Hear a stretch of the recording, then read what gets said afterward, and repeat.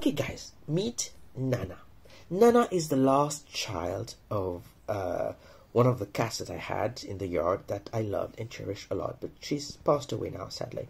So Nana never gets along with anybody, any cat, or except one lady that feeds it.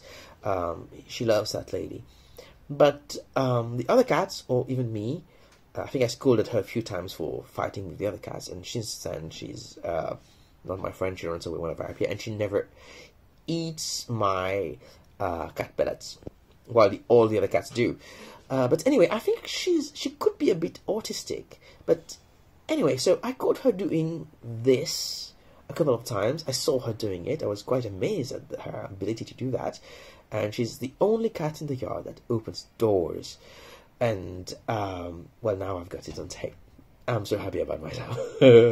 I saw her, I said, okay, she's going to do it again.